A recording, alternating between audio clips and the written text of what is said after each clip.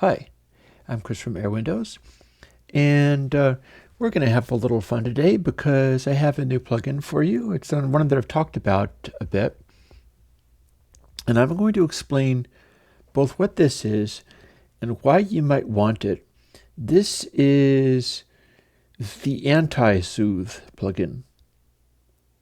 And this is why I'm interested in this kind of thing rather than the type of processing that finds resonant peaks and removes them.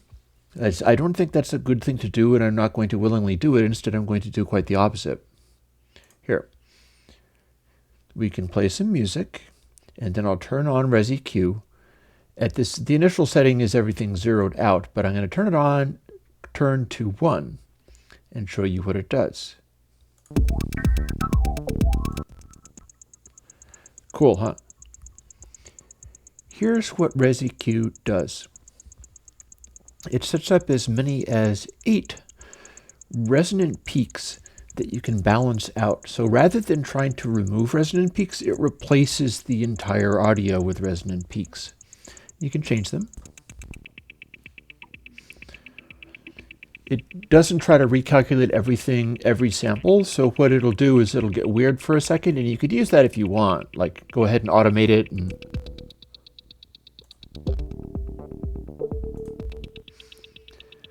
you got a bunch of crazy resonances.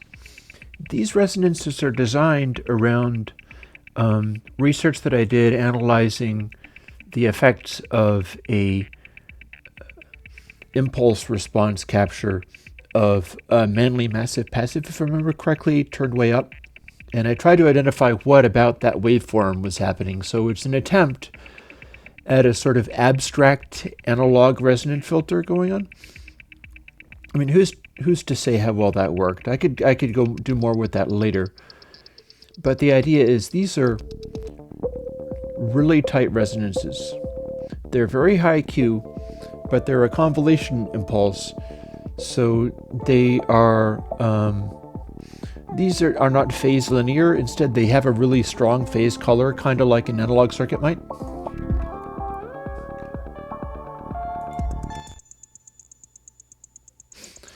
And they just drag out these resonances with incredible focus and tightness. What you're seeing is the waveform being showed going down to like minus 96 dB, which is the rounded the theoretical limit of audio CD. And as you can see, it's burying almost everything. But it's not for just picking a frequency and boosting that frequency really hard. The purpose of ResEQ is to replace a sound with a sound that's built out of only narrowly tuned resonant bands of itself. And this is similar to, like, there was an old Moog synthesizer, the Polymoog, that had EQs built into it that were fixed frequency EQs, so you could dial in this extremely tight resonant quality, and that worked good for horn-like sounds and things. So you'll notice that it coughs a little bit upon starting up because it's dialing in all of the resonances. And you can use the dry wet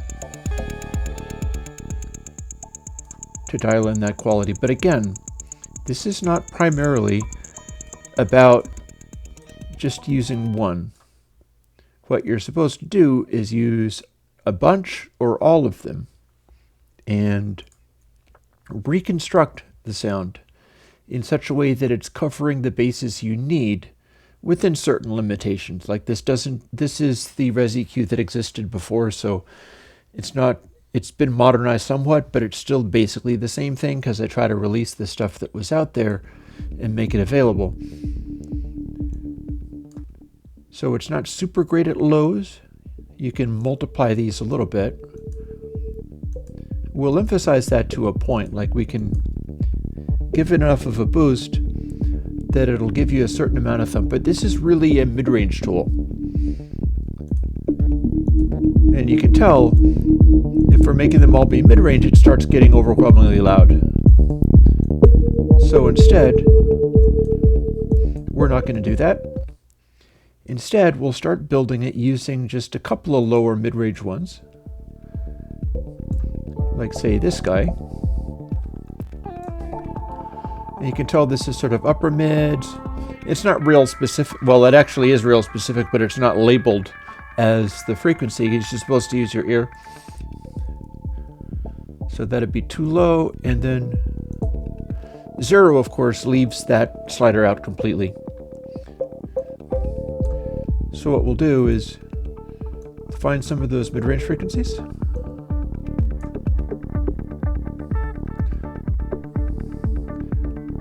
And then we'll try to bring some of those highs in.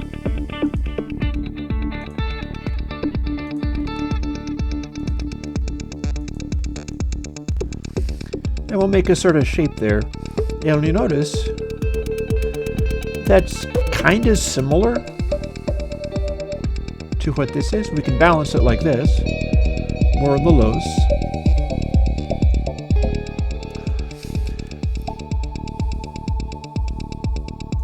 Or throw this more into the mid-range. Say we want a honkier mid-range. We'll sit those there. They're not quite the same, so they'll kind of spread out that range a little bit. And say we'll take this right up to the top there, or maybe this is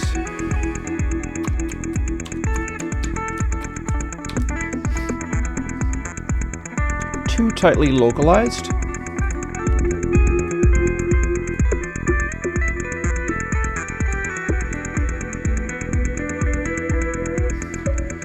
I'm fussing with the details to try to get it exactly right. So maybe this is too tightly localized, so we'll spread it out a little bit.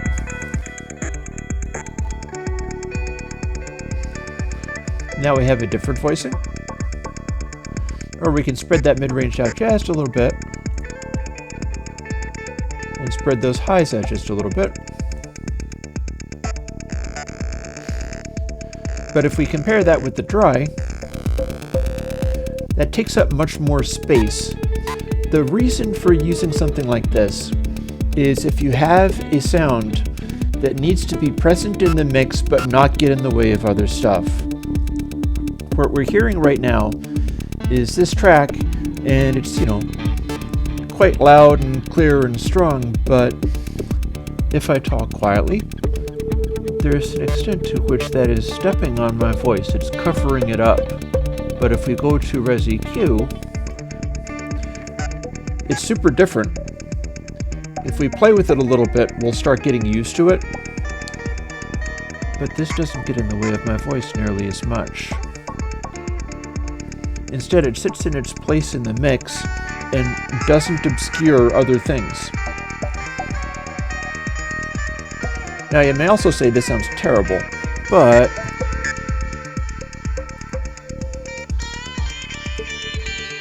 if we spread it out a little bit, or say maybe it's too bright, so let's make it top out. Now we have a band-limited version. It's neatly avoiding the highs, but it's still coming through in mid-range. Or we can skip to a completely different kind of sound and play with what it does on, say, drums. Now that might not be useful, but suppose you're trying to build up the lows. We can sit something in there that now has all kinds of thump, but it doesn't get in the way of mid-range frequencies because it doesn't exist in mid-range frequencies. Not enough highs.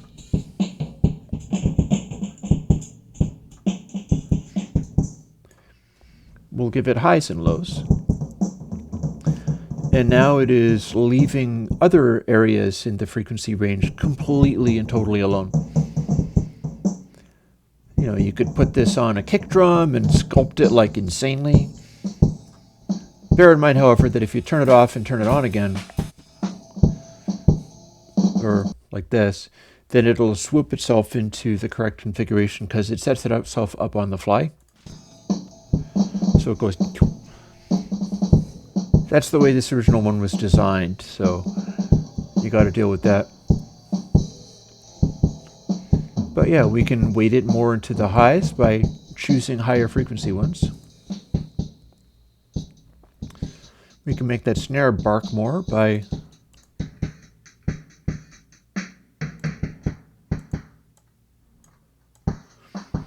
and of course we can make it go all crooked and sideways, and that's fine. You can't really hurt it by this. The most you'll get is accentuating frequencies too many times over. It'll get loud at that frequency. Like if you put everything to the mids,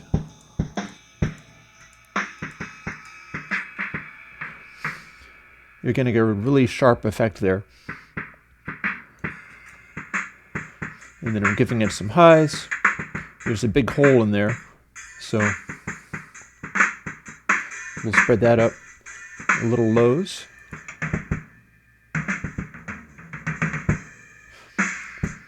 Again, this is a sort of weird, intense EQ sculpted tone.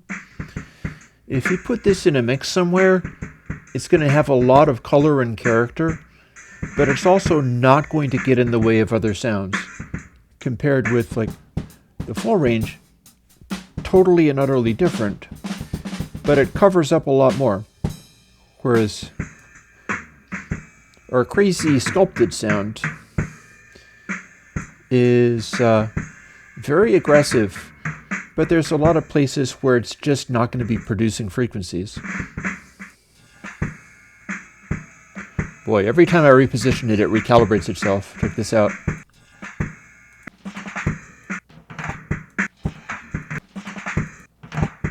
It's kind of cool in its way. And then we'll spread this out a little bit now that we're listening to it as it is. Because here's another thing.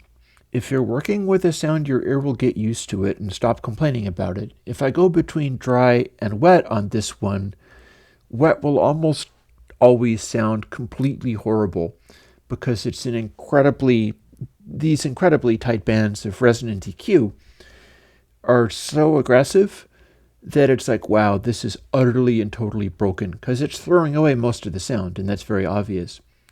If you've been listening to it for a bit, your ear gets used to it and like, oh yeah, that's what my drum sounds like. Oh yeah, that's what my track sounds like. And that's where you can start sculpting it and going like, okay, this is crazy, but what happens if we throw in a little bit more mid-range or a little bit more high frequencies? And I'll do that now. Like taking this and starting with a incredibly obnoxiously centered sound, and then I'll start throwing in highs and I'll start throwing in lows and getting something that still acts a little bit like a normal drum kit, except for that it'll get right out of the way of a bunch of other mix elements. And this is a technique that's been used by many people, notably Ted Templeman in his Doobie Brothers and Van Halen stuff, made a point of sculpting, say, the kick drum so that there was a hole in the kick drum into which the bass guitar fit. And this is a tool where you can do that kind of stuff to very high granularity. You could like carve out a place in this so that the guitars sit here and so on, and this make an entire mix where everything is really artificial, but they combine together into something. And we'll start with that now. So that's maybe a little too mid-rangey. Let's give us some highs. Not enough.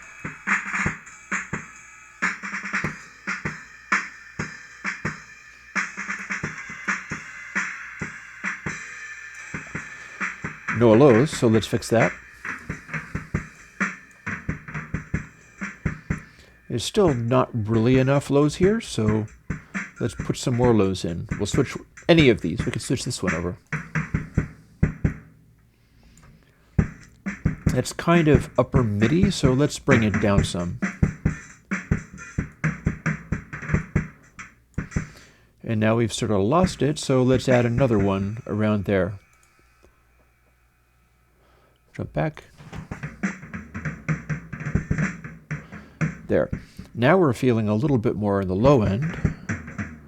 Maybe we can move this up just a hair.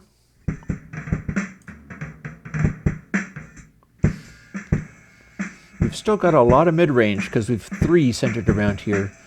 So tell you what, let's make one of these go a little bit higher. A little higher still. We can see what's happening on this meter. Let's widen this high frequency band a little.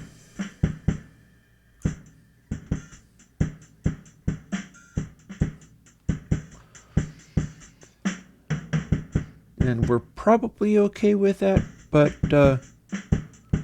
let's boost the lows even more. That's a lot of lows. Let's extend it downwards more.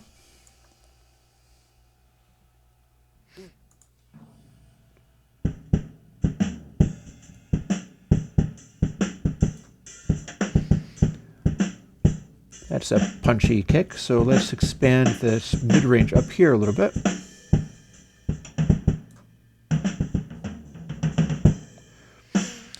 Now what we've got is a relatively flat impact with a lot of low-frequency kick, around 100 hertz or whatever. This is not going to give you super lows, really. And it's a kind of punchy, aggressive drum sound. It's a little dark. You could lie this alongside electronic percussion to fill in the extreme highs. And it's got a lot of attitude. It's kind of fierce. And we've got a lot of impact going on. If we could dial this a little darker. That was cool.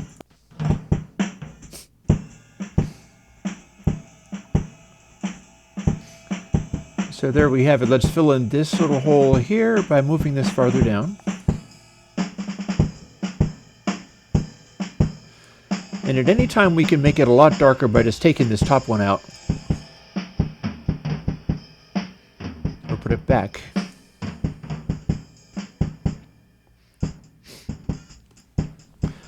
And there you have it. This is a fairly well balanced, still with some holes in it, drum sound with a lot of punch and character, and it's just really kind of harsh and aggressive sounding.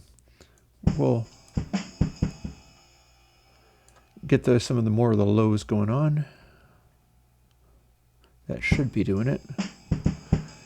In fact, let's take some of those lower mids out. That should do it.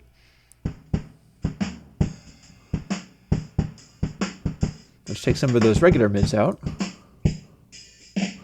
Ooh, big dip there. So this is a very weirdly sculpted one, where if you had a vocal with stuff sitting around 1K, this would neatly fit around that and not take up its space. And yet it's completely unrealistic and it's kind of insane.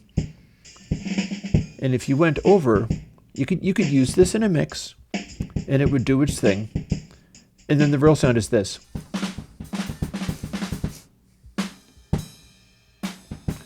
And now when we switch back to it, it'll sound completely bonkers.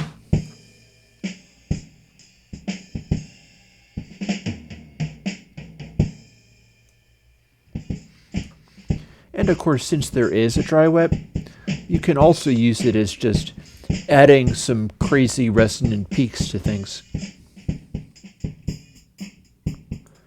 See, now there, that has just a little bit of highs added to it. So it's still kind of insane. And we can make it be more insane. But it hints at being something remotely normal. It's getting away from all of the extra stuff in the raw signal and highlighting the stuff that have accentuated.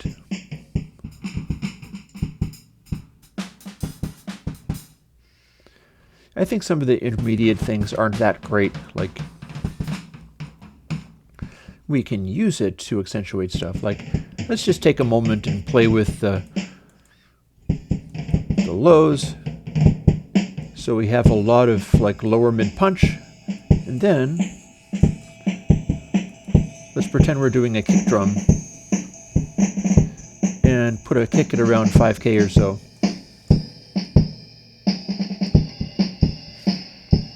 That's a big spike at 5K. So if we're using that, we'll bring in some of those peaks like this.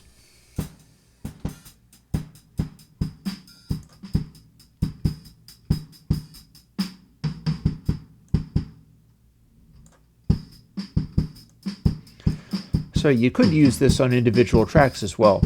And you can use it to just throw some really tight peaks onto there. Or like I'm doing with this, we can spread them out. We can slant them a little bit.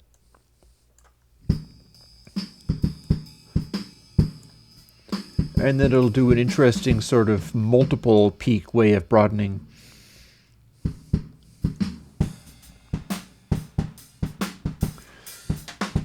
Let's shift that more over toward the lows.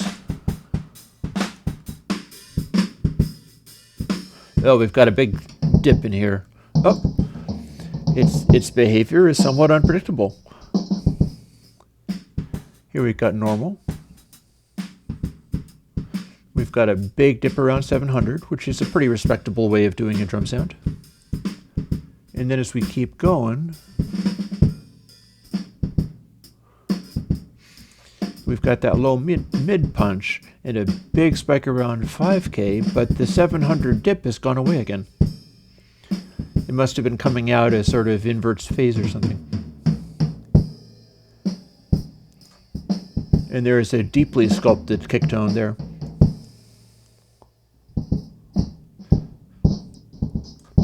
And then a completely insane kick tone.